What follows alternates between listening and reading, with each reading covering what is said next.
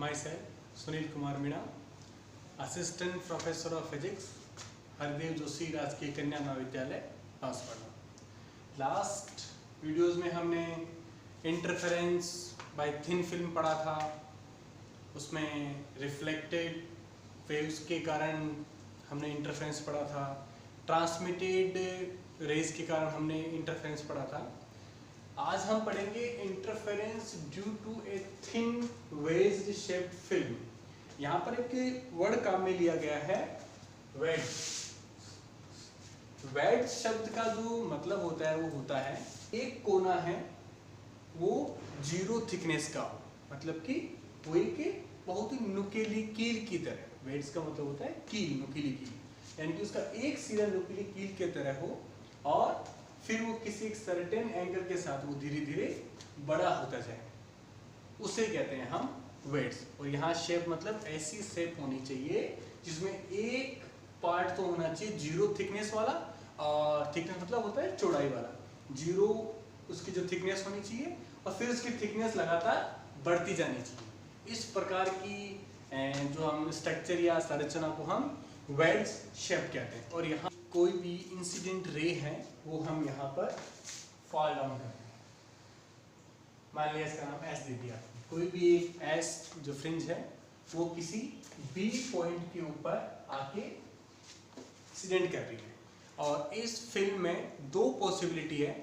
वो one time यहाँ से रिफ्लेक्ट होगी, यानी कि वो इस फॉर्म में रिफ्लेक्ट, कोई भी R1 यानी कि रिफ्लेक्टेड रे 1, और इस पॉइंट से वो ट्रांसमिट भी होगी, यानी कि उसकी अंदर जाएंगी। और इस थिन फिल्म का जो अपवर्तनांक है वो म्यू रखा गया है यहाँ पे, यानी कि इसका जो अपवर्तनांक है वो क्या रखा गया है, म्यू रखा गया है। और ये यहाँ से ट्रांसमिट होकर के वो इस पॉइंट पर आ जाएगी, यानी कि ये यहाँ से ट्रांसमिट होकर के आ गई। और जिस पॉइंट पर ये रिफ्लेक्ट हो रही है, रिफ्लेक्शन के नियम के हिसाब से वहां एक परपेंडिकुलर यानी कि एक नॉर्मल होना चाहिए। यानी कि मैं एक नॉर्मल ड्रॉ करता हूं।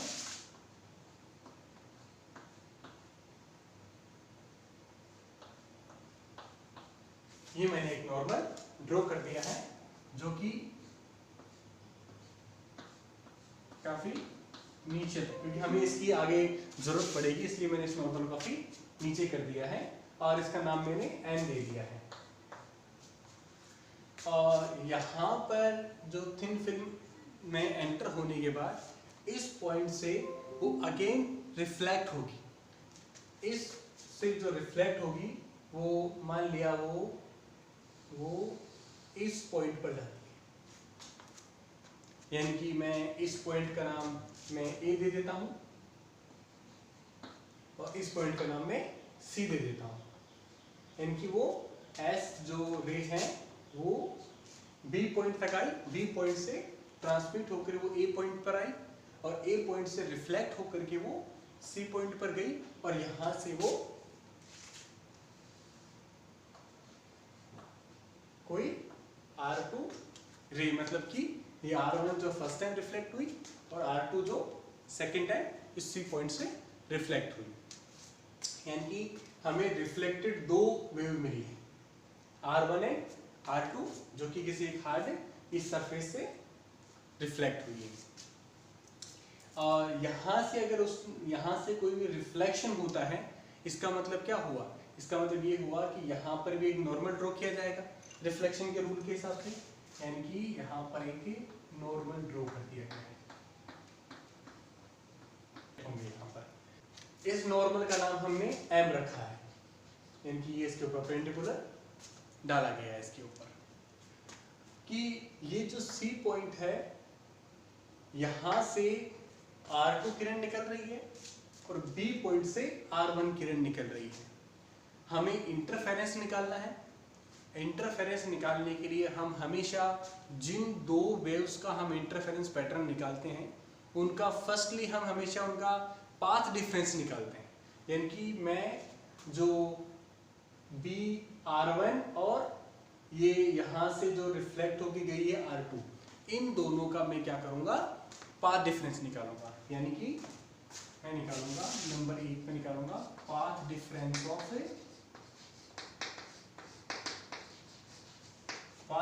Of BR1 and CR2 reflected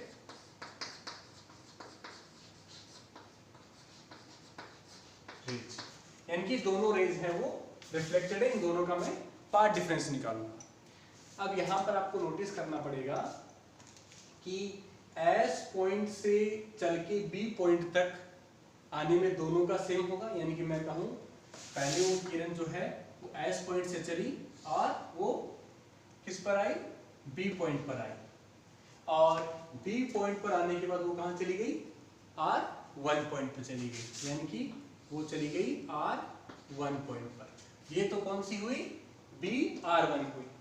और दूसरी जो है वो S से B पॉइंट पर आई, S से B पॉइंट पर आई, और B पॉइंट से वो A पॉइंट पर गई ट्रांसमिट होकर के, यानी कि फिर वो किसी A पॉइंट पर गई, और A पॉइंट से वो किसी C पॉइंट पर गई, यानी कि A से वो किसी C पॉइंट पर गई, और C से बाद में वो R2, यानी कि C से वो R2।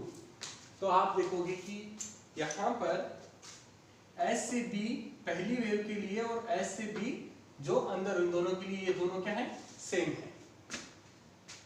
हम लोग क्या करेंगे, हम इस पॉइंट से एक परपेंडिकुलर डालेंगे यहाँ पर, किस पर, BR1 किरण के ऊपर, वो भी इस प्रकार डालेंगे कि उस परपेंडिकुलर के पॉइंट के बाद दोनों क्या हो जाए, समानांतर हो जाए, दोनों क्या हो जाए, समानांतर हो जाए।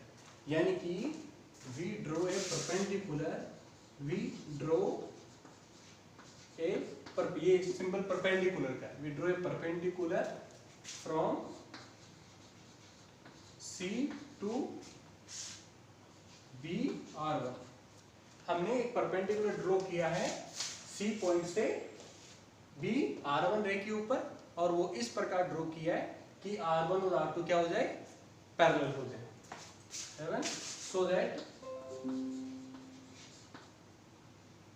in such a way that यहाँ पर मैं D लिख, DR1 and CR1 became parallel, यानी कि मैंने यहाँ पर ये ड्रॉ कर दिया है, ये मैंने यहाँ पर ड्रॉ कर दिया, कोई भी D पॉइंट है, ये एक परपेंडिकुलर है, यहाँ पर एक परपेंडिकुलर, उसके बाद R1 और ये R2 जो रहे दोनों क्या हो गई, समानांतर। यानी कि हमारा जो नया पाथ डिफरेंस क्या होगा, S से B, B से D, D से R1, यानी कि ये जो हमने पहले ड्रॉ किया S से B, B से यहाँ पर एक पॉइंट आएगा D और फिर R1। देखो D से R1 जो है वो किरण जो है यहाँ से यहाँ तक, और C से R2, ये दोनों क्या हो जाएंगी, समानांतर, से वहां से क्या हो जाएंगे, दोनों बराबर हो जाएंगे, यानी कि ये वाला और ये वाला बराबर हो गया। तो पार्ट डिफरेंस में यहाँ पर कितना पार्ट डिफरेंस बचा, B से लेकर के C, B से A से लेकर के C, ये तो रहा, ये कितना बचेगा, B से लेकर के D, यानी कि जो पार्ट डिफरेंस होगा, यानी कि पार्ट डिफरेंस जो होगा वो क्या होगा, B से A, यानी कि B से A, और यहाँ पर ये किसी थिन फिल्म के अंदर एंटर हो गई है जिसका रिफ्रैक्टिव इंडेक्स म्यू है, अगर तो क्या बनेगा, mu BA plus AC minus B और D, यानी कि इस D पॉइंट के बाद इन दोनों जो रेज है इनकी लेंथ सेम हो जाती है, यानी कि यहाँ पर आएगा DB हो, हम DB निकालेंगे और BA और AC निकालेंगे, यानी कि उसको सॉल्व करने के लिए हमें इस डायग्राम में कुछ और रचनाएं करने को, स्ट्रक्चर बनाने पड़ेंगे। जैसे कि इसमें C से मैंने एक परपेंडिकुलर डाला यहाँ पर, और वो परपेंडिकुलर मैंने K डाला, यानी कि मैंने क्या किया, मैंने सी के परपेंडिकुलर डाला, सी के परपेंडिकुलर, और किस पे डाला मैंने, बी ए पर, किस पे डाला, बी और ए पर, इन सच वे, और मैंने ये जो परपेंडिकुलर डाला है मैंने इनके ऊपर, वो इस तरीके से डाला है मैंने कि बी के और के ए दोनों क्या हो जाए, बराबर हो जाए, यानी कि बी के बराबर हो जाए किसके, के और ए, यानी कि ये हमने यहां पर एक नई रचना। अब देखो इधर इस डायग्राम में, क्योंकि इस पूरी को समझने के लिए अगर डायग्राम ही सबसे मेन चीज है, ये अगर टोटली समझ में आ गया तो थ्योरी तो इतना टफ नहीं है इसका। यहाँ देखो ये नॉर्मल है, परपेंडिकुलर है, यहाँ पर इंसिडेंट कोण क्या होगा, आई होगा, और ये भी क्या होगा, ये भी क्या होगा, आई होगा। अब हमें निकालना है डी बी, यानी कि हमें निकालना है डी और बी। डी और बी निकालने के लिए हमें डी डी सी इस ट्रायंगल का इस्तेमाल करना पड़ेगा, और इस ट्रायंगल का इस्तेमाल के लिए हमें केवल एक ही कोण पता है, डी 90 है। हमें ये कोण या फिर ये कोण हमें पता लगाना पड़ेगा। तो देखो इसमें देखो, ये अगर नॉर्मल है, अगर ये अगर परपेंडिकुलर है, तो देखो इसमें जो ये होगा ये पूरा 90 होगा, दिख रहा है आपको, ये पूरा क्या होगा, 90 होगा। और इसमें से मुझे इतना सा कोण निकालना है अगर, यानी कि डी बी सी, केवल ये वाला कोण निकालना है मुझे अगर, तो मैं क्या करूंगा, 90 में से आई घटा दूंगा, तो ये क्या बचेगा, 90 माइनस आई बचेगा, यानी कि in triangle, in right angle triangle B D C, PDC में जो ये कोण होगा, कोण डी बराबर क्या होगा, 90 डिग्री, जो कि हमने मेंशन कर रखा है, 90 डिग्री होगा।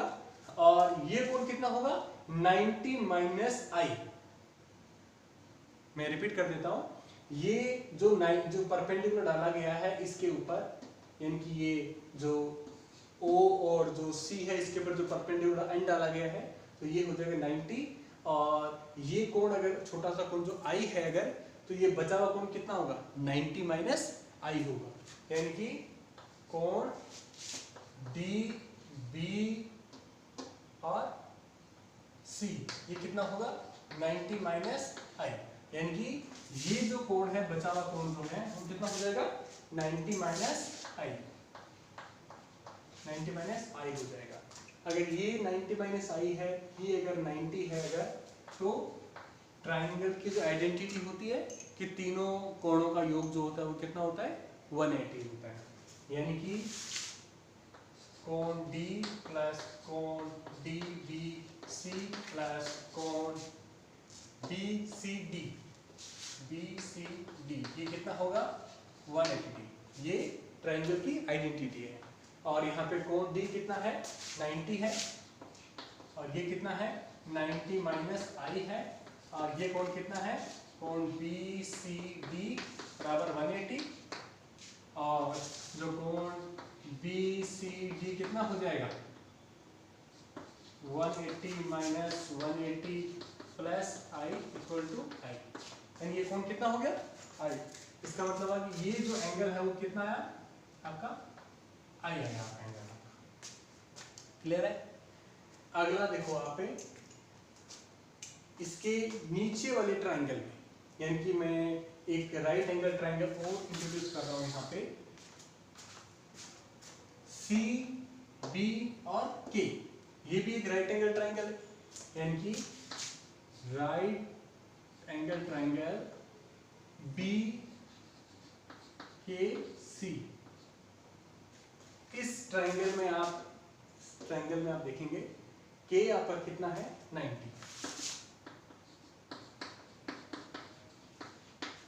ये आपका कितना है, 90 है आपका, और आपका जो सी आपको कोण आपको पता नहीं है कोण कितना है, लेकिन आप नोटिस कीजिए ये जो कोण है, यानी कि इस नॉर्मल से जो ये लाइट रिफ्लेक्ट हो अंदर रिफ्रैक्ट हो रही है, तो ये कोण जो है वो क्या कहलाएगा, रिफ्रैक्शन एंगल कहलाएगा। यानी ये जो कोण है वो कितना होगा, आर, डिफरेंस में आर लिखते हैं। इस नॉर्मल से आप नोटिस करोगे अगर, तो पूरा कोण कितना बनता है, 90 डिग्री। पूरा कितना बनता है, 90 डिग्री। और इसमें से ये छोटा सा कोण अगर घटा दिया जाए तो ये बचा हुआ कोण कितना होगा, 90 माइनस आर होगा। यानी कि ये जो कोण होगा वो कितना होगा, 90 माइनस आर होगा। क्लियर है? इसमें डायग्राम को एक क्लियर फॉर्म में देखना, बहुत बेटर अंडरस्टैंड होगा उससे। यानी कि यहाँ पर जो एंगल सी बी के, यानी कि सी बी के वाला जो है, सी बी के वाला वो कितना होगा, 90 माइनस आर, यानी कि वो हो जाएगा 90 माइनस आर। फिर हम वही ट्रायंगल आइडेंटिटी लगाएंगे इस एंगल को निकालने के लिए। यानी कि इस ट्रायंगल में जो कोण बी, कोण सी बी के प्लस कोण ए प्लस कोण बी सी के बराबर 180 डिग्री। यानी कि ये जो एंगल है, ये एंगल है, मैं लिख दिया है सी बी के, यानी कि सी बी और के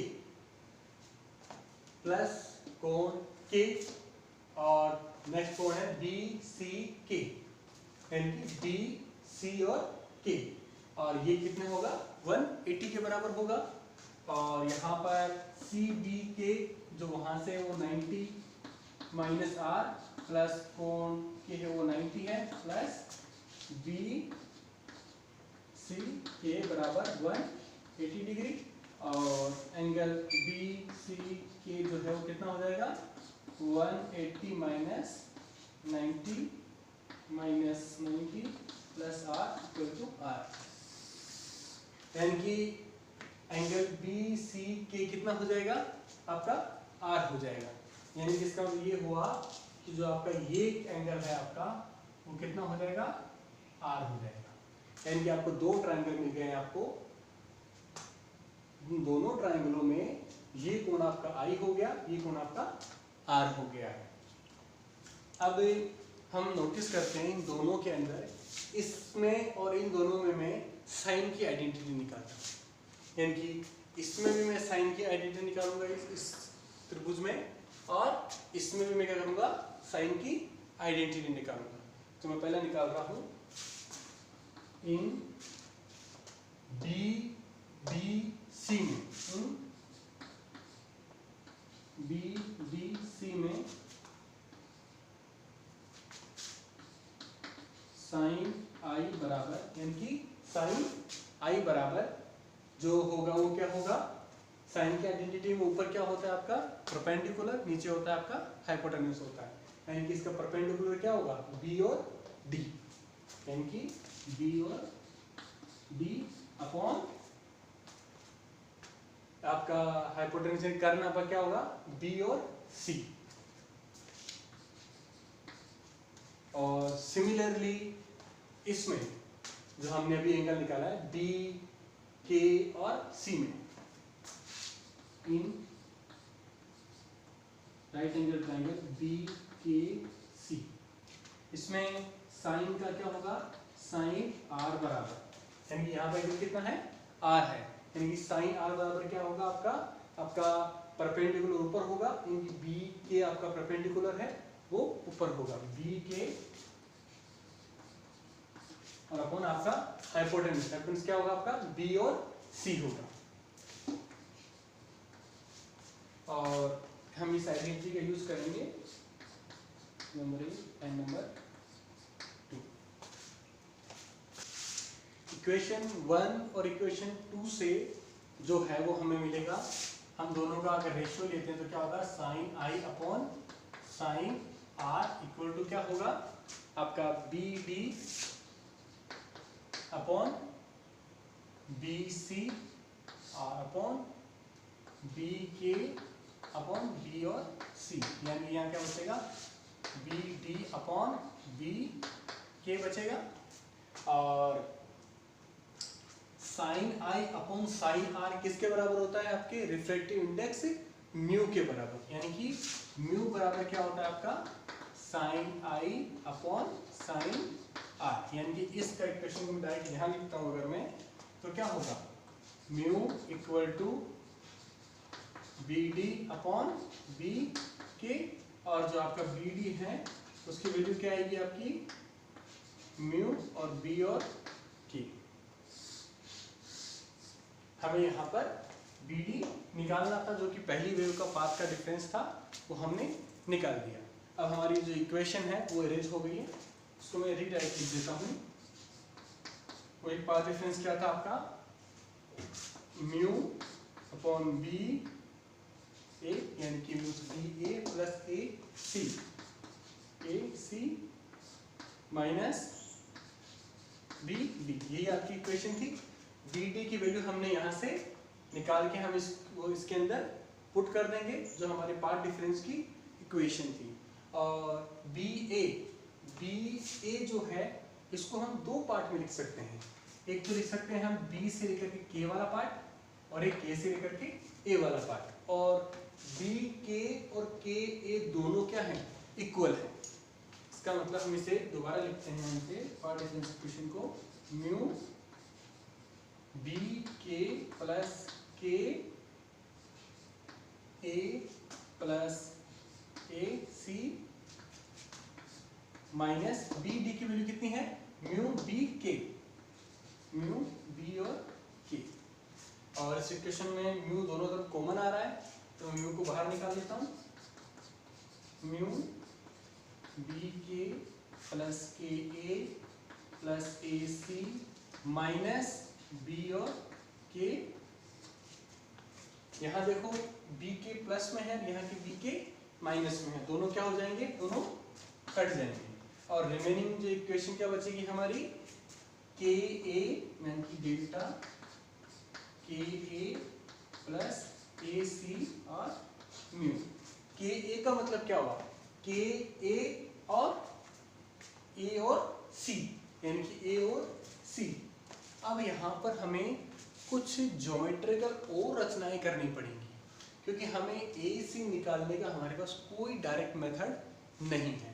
तो इसको निकालने के लिए हम एक नई रचना करते हैं, और वो रचना करते हैं कि हम इस पॉइंट को, यानी कि यहाँ पर भी एक परपेंडिकुलर बनेगा, यहाँ पर भी एक रिफ्लेक्शन हो रहा है यहाँ से, यहाँ पर भी एक परपेंडिकुलर बनेगा, और उस परपेंडिकुलर को हमें इस तरीके से आगे बढ़ाना है जिस प्रकार हमने इन परपेंडिकुलर्स को बढ़ाया है। और इस ए को भी हमें इस प्रकार आगे बढ़ाना है। यहाँ पर कोई एक पॉइंट होगा, एक्स पॉइंट है, इस एक्स पॉइंट पर वो कलेक्ट हो रही है। और हमने जो ये रचना करी है, इस रचना की जो शर्त है, यानी कि हमने जो C पर जो परपेंडिकुलर यानी कि CR2 रे जो यहाँ से रिफ्लेक्ट हो रही है, उस पर जो परपेंडिकुलर है उसको हमने नीचे बढ़ाया, और A पॉइंट यानी कि जो B से A जो रे आ रही है उसको भी हमने नीचे बढ़ाया, और वो इस तरीके से बढ़ाया कि AC है वो बराबर होनी चाहिए A और X के बराबर होनी चाहिए। यानी कि मैं लिख देता हूँ CA इक्वल टू AX।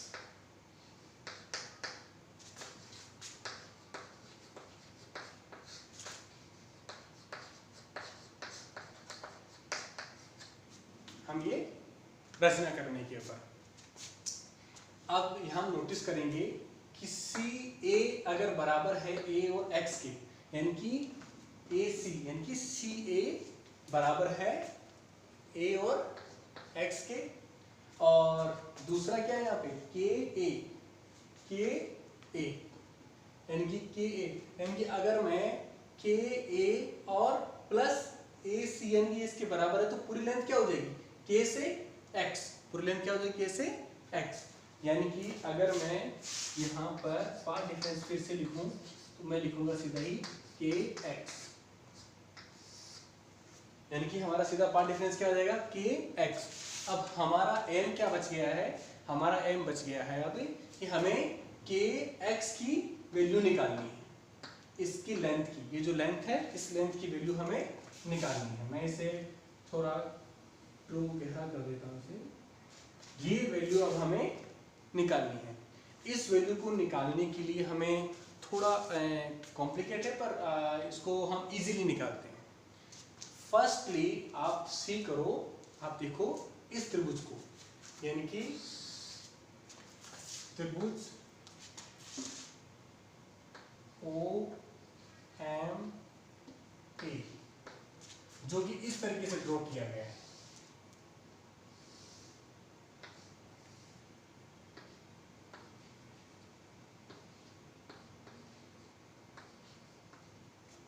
ये वाला त्रिभुज ओ एम ए, ये त्रिभुज आपको नजर आ रहा है। इस त्रिभुज में आप नोटिस करोगे जो एम है वो क्या था, इस रे का परपेंडिकुलर है। इसका मतलब वो यहाँ पर क्या बनाएगा, वो यहाँ पर 90 डिग्री बनाएगा। क्या बनाएगा आपका, ये जो ए है, जो ये एम है, वो ये यहाँ का बनाएगा आपका 90 डिग्री, यानी कि ये बनाएगा आपका 90 डिग्री, ये बनाएगा आपका 90 डिग्री। और जो ट्रायंगल की जो आइडेंटिटी होती है वो क्या होती है, तीनों जो एंगल हैं इनका जोड़ कितना होना चाहिए, 180, यानी कि इन तीनों का जोड़ कितना होना चाहिए, 180, यानी कि angle Q plus angle O plus angle M plus angle A बराबर कितना होना चाहिए, 180 होना चाहिए। और एंगल O की वैल्यू कितनी है, Q है, प्लस एंगल M की वैल्यू कितनी है हमें पता नहीं है, जो हम निकालना है हमें, और प्लस एंगल A की वैल्यू क्या है 90 डिग्री बराबर 180, यानी कि एंगल M कितना आएगा आपका 180 माइनस 90 माइनस थीटा, यानी कि ये आ जाएगा 90 माइनस थीटा, यानी कि आपके जो M यानी कि इस एंगल की जो वैल्यू कितनी आएगी, वो वैल्यू आएगी आपके 90 माइनस थीटा वैल्यू आएगी आपकी, यानी कि इस एंगल कितनी वैल्यू आएगी 90 माइनस थीटा वैल्यू आएगी। ये हमारा एक एम पूरा हुआ। एक दूसरा एम हमारा ये है, अब हमें एक दूसरे त्रिभुज की कल्पना करनी पड़ेगी, जिस त्रिभुज का जो है वो है एम बी और जो भी पॉइंट होगा वाई। इस त्रिभुज को देखिए, यानी कि त्रिभुज बी एम एंड वाई। इस त्रिभुज में आप नोटिस करोगे ये इस प्रकार बना हुआ है,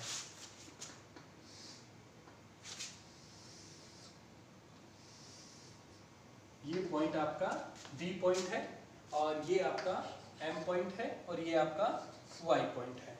और यहाँ पर M जो है वो हमें ऑलरेडी कितना पता है 90 माइनस थीटा पता है। ये B जो है वो भी क्या है, यहाँ से एक N निकल रहा है, दिखा आपको N एक परपेंडिकुलर निकल रहा है, यानी कि इस पॉइंट पर क्या होगा, परपेंडिकुलर मतलब क्या होगा 90 डिग्री, यानी कि ये बनाएगा 90, जो कि ऊपर कहाँ से आ रहा है N एक परपेंडिकुलर से आ रहा है, ये N एक परपेंडिकुलर है यहाँ पर, तो ये यहाँ 90 होगा तो ये भी यहाँ क्या होगा 90 होगा। तो अगर ये 90 है, ये अगर 90 माइनस थीटा है, तो तीनों त्रिभुज का योग कितना होना चाहिए 180 होना चाहिए, यानी कि angle B plus angle M plus angle Y equal to 180 degree. Now angle B कितना है 90 प्लस एंगल M कितना है 90 माइनस थीटा, और एंगल Y हमें निकालना है, और एंगल जो Y है वो कितना आएगा 180 minus 180 plus theta equal to theta, यानी कि y की वैल्यू कितनी आई थीटा है हमारी, यानी कि यहाँ पर जो ये एंगल है वो कितना आएगा थीटा आएगा यहाँ पर। ये आपका r हो गया। अब एक बार नोटिस कीजिए इस त्रिभुज को, B त्रिभुज B y और a को, B y और a को, जो कि इस प्रकार बना हुआ है, ये आपका y है, ये आपका a है और ये आपका b पॉइंट है आपका। और आप लोग नोटिस कर रहे हो इस त्रिभुज में ये जो है वो r है, दिख रहा है आपको? ये जो एंगल वो कितना है, r है आपका, और ये आपको आपको एंगल आपको पता नहीं है, और ये एंगल कितना है आपका, थीटा है, दिख रहा है आपको यहाँ पर। और आप नोटिस करोगे इसी ए पॉइंट पर m एक परपेंडिकुलर आ रहा है, ठीक इस प्रकार, ठीक इस प्रकार ये m पॉइंट आपको यहाँ दिख रहा है। यानी कि इनके लिए एक्सटीरियर जो एंगल होगा वो क्या होगा, ये होगा। और हमें वो आइडेंटिटी पता है कि एक्सटीरियर जो एंगल होता है ट्रायंगल का, वो उसके रेस्पेक्टिव को छोड़कर दोनों एंगल्स के सम के बराबर होता है। यानी कि हम हिंदी में बोले तो कहेंगे बहिष्कोण जो होता है वो दोनों अंत्य कोणों के योग के बराबर होता है। उससे जो एंगल एम ए बी है वो क्या होगा, एंगल एम बी ए दोनों इंटरनल एंगल्स के सम के जोड़ के बराबर होगा, यानी होगा आर प्लस थीटा। इसका मतलब क्या हुआ, ये कोण जो आपका है वो क्या हो जाएगा, आर प्लस थीटा कोण हो थीटा है। अब आपको एक आइडेंटिटी और देखनी पड़ेगी इसमें एंगल की, वो ये है कि ये जो एंगल है वो इस एंगल का जो है शीर्षाभिमुख कोण है, कि दोनों एंगल क्या है, ये बराबर होंगे, जो आर प्लस थीटा, और ये भी क्या होगा, आर प्लस थीटा होगा।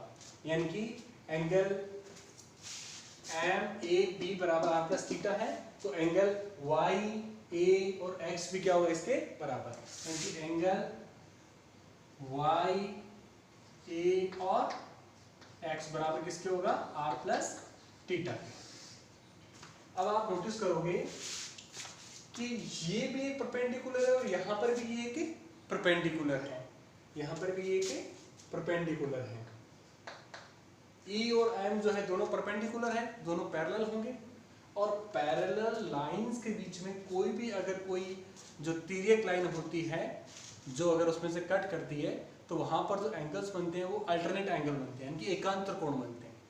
यहाँ आप देखोगे कि एम वाई, यानी कि एम वाई समानांतर है E और X के, एम वाई जो है वो समानांतर E और X के समानांतर है। तो यहाँ पर देखिए ये एक Z बनेगा, अल्टरनेट एंगल जो होते हैं ना वो क्या होते हैं हमेशा, कि वो ये वाला कोण हमेशा इस वाले कोण के हमेशा बराबर होता है।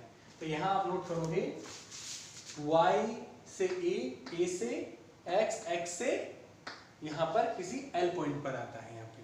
तो आप नोटिस करोगे कि ये वाला जो एंगल है वो बराबर होगा R plus theta by alternate identity से, यानी कि एंगल Y A X है वो बराबर होगा एंगल A X और L के, और वो क्या होगा R प्लस थीटा, वो क्या होगा R प्लस थीटा होगा, यानी ये एंगल क्या हो जाएगा R प्लस थीटा हो जाएगा। जो हमने पाथ का अंतर की जो आखिरी इक्वेशन निकाली थी वो इक्वेशन क्या थी हमारी, वो थी हमारी म्यू के एक्स, यानी कि हमें के एक्स निकालना था, यानी कि के और एक्स निकालना था। के एक्स को निकालने के लिए हमें एक ट्रायंगल पे फोकस करना होगा, वो ट्रायंगल है सी के और एक्स, यानी कि ट्रायंगल सी के और एक्स। इस ट्रायंगल देखिए सी के एक्स ट्रायंगल देखिए, के जो है वो 90 डिग्री है, यानी कि ये यहाँ पर परपेंडिकुलर है, तो ये राइट एंगल ट्रायंगल हो गया। और इसमें जो एंगल है वो क्या है, आर प्लस कोस थीटा है यहाँ का एंगल। तो हम इस ट्रायंगल में कोस की आइडेंटिटी निकालेंगे, यानी कि ट्रायंगल सी के एक्स में कोस की आइडेंटिटी निकालेंगे, वो क्या होगा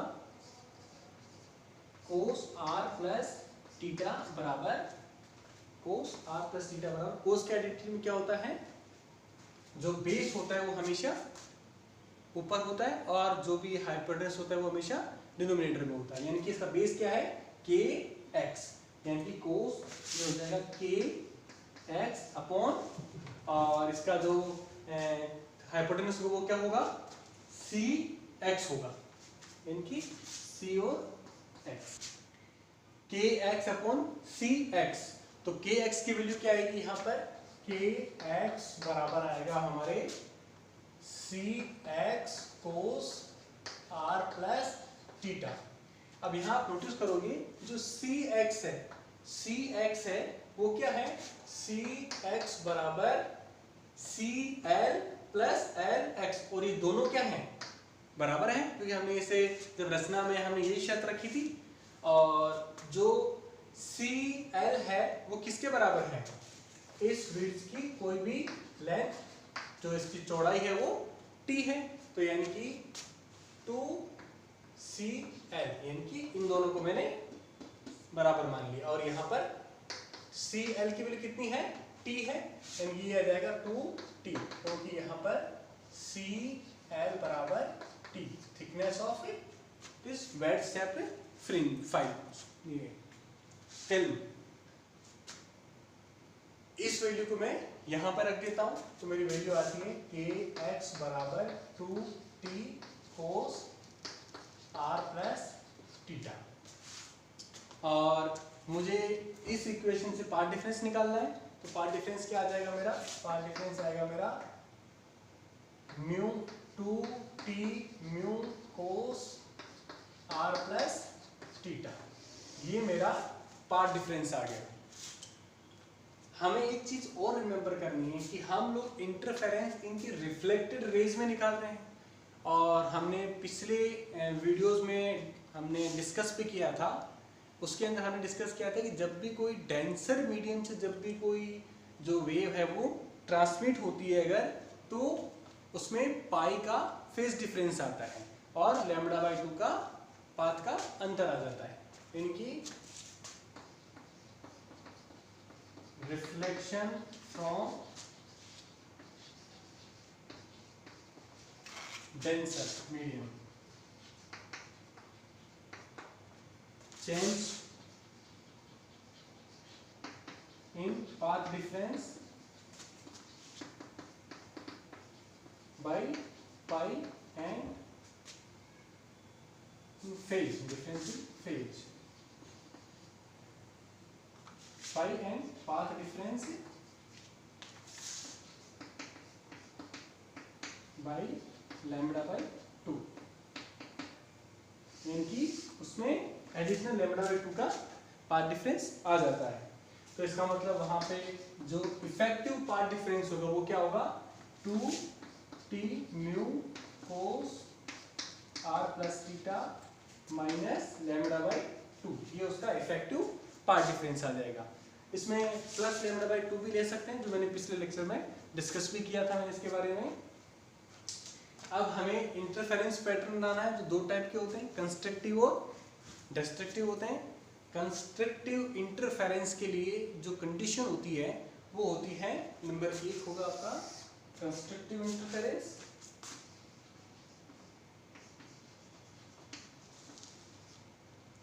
कंस्ट्रक्टिव इंटरफेरेंस इसके लिए जो पार्ट डिफरेंस है वो कितना होना चाहिए, एन लैम्बडा होना चाहिए पार्ट डिफरेंस आपका। तो इस पार्ट डिफरेंस को हम यहाँ पर बराबर रखते हैं, तो आता है 2 mu t cos r plus theta minus lambda by 2 equal to n lambda. ये क्वेश्चन में उसे हम अगेन सॉल्व करते हैं, mu t cos r plus theta बराबर n lambda minus lambda by 2 plus lambda by 2, मैंने उसका उसे पक्षांतरण कर दिया उसका। तो यहाँ पर क्या आएगा, 2 mu t cos r plus theta बराबर यहाँ पर n plus 1 by 2 n lambda. ये कंडीशन है कंस्ट्रक्टिव की, यानी कि इस कंडीशन में यहाँ से जो रिफ्लेक्टेड जो रेज हैं वो हमें इंटरफेरेंस पैटर्न दिखाएगी, कंस्ट्रक्टिव वाला दिखाएगी, यानी कि ब्राइट फ्रिंज दिखाएंगी। और हमने इन दो रेज को ही लिया, बाकी रेज को हमने नहीं लिया है। इसका डिस्कशन भी हमने पिछले इंटरफेरेंस के चैप्टर्स में किया है, जहां हमने इन दोनों के एम्पलीट्यूड का एक रेशियो दिखाया था। दूसरा है आपका डिस्ट्रक्टिव इंटरफेरेंस।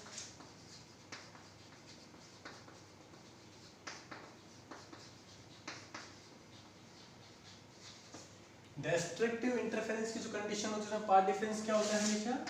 पाथ डिफरेंस होता है 2n plus minus 1 lambda by 2। ये उसका पाथ डिफरेंस होता है, वो हम उसके इक्विवेलेंट रखते हैं। तो यानी कि 2 mu t cos r plus theta minus lambda by 2 equal to 2n minus 1 lambda by 2। यहाँ पर मैंने प्लस वाला टर्म छोड़ दिया है। अगर मैं वहाँ लैम्बडा बाई 2 का प्लस लेता, अगर मैं फेज डिफरेंस प्लस में लेता, तो यहाँ में 2n प्लस 1 वाली कंडीशन लेता है। यहाँ पर मैंने यहाँ पे माइनस लैम्बडा बाई 2 लिया है, तो मैं यहाँ पे कंडीशन भी 2n माइनस 1 लैम्बडा बाई 2 वाली लूंगा। इसमें 2 mu t cos r plus theta बराबर 2n lambda by 2 minus lambda by 2 और प्लस लैम्बडा बाई 2, और इसका जो कॉन्सिक्वेंट रिजल्ट है वो 2 होगा कोस r प्लस थीटा बराबर n लैम्बडा। यानी कि ये जो कंडीशन है वो किसकी आ रही है? डिस्ट्रक्टिव की कंडीशन आ रही है। वो ठीक ऐसी ही कंडीशनें हमारे पिछली थिन फिल्म में भी आ रही थी, और ऐसी कंडीशनें हमारे यहाँ वेज शेफ्ड फ्रिंज में आती हैं। तो हमने इसमें डायग्रामेटिक तौर पर आज हमने दोनों का पाथ डिफरेंस निकाला, फिर कंस्ट्रक्टिव और डिस्ट्रक्टिव इंटरफेरेंस निकाला, वो भी वेज शेफ्ड फिल्म का।